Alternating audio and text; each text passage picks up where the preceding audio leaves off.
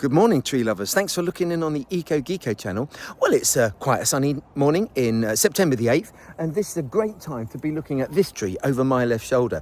This one goes by the name of Rowan, mountain ash, the witch's wigan, or Sorbus aucuparia. So it's called the mountain ash because the leaves are a little bit like an ash tree. Now, an ash has leaves in pairs. This one has leaves in alternating left to right fashion, but when you pull one of the leaves off, like this one here, you can see it's a compound pinnate leaf made of 2, 4, 6, 8, 10, 12, 14, 15 little leaflets. So here they are. This is the whole leaf just here, and they turn a beautiful red color in autumn, so you're going to look out for these and see these really very pretty in the next sort of month or so.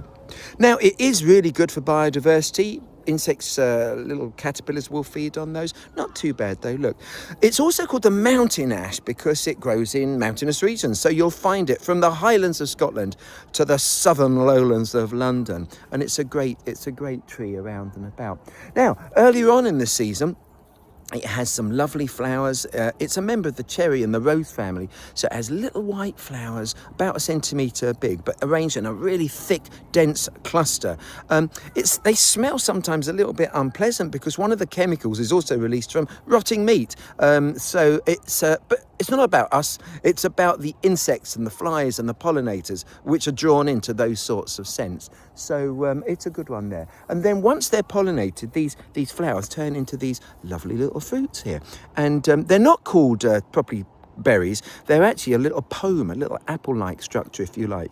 And you can eat these. We make them into jam and so on. They contain sorbic acid, which is a really widely used preservative, really great in meats and delicatessen. When they're raw, however, the acid is in a form called parasorbic acid, which is mildly toxic, but not too bad if you just taste one. And you can see they've got a lovely little sort of 5-pointed star, which brings good luck. So let's see.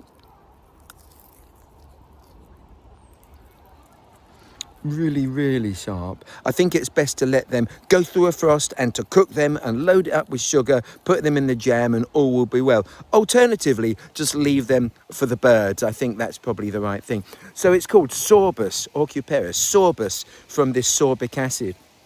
Aucuparia is Latin for bird capture, and I think this will really capture the attention of the birds, and they will spread the berries around and about. So it's an exceedingly successful plant.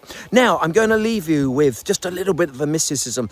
This one offers protection against witchcraft and mischievous spells and so on. So it's often planted in the front of your garden and your house. But there's also a legend about Thor, the Nordic god, who was crossing a river when that naughty Gjalp, who was the daughter of a giant, decided to pee in the river and cause an absolute flood. I suppose it would if you're a giant. You'd have a big bladder capacity.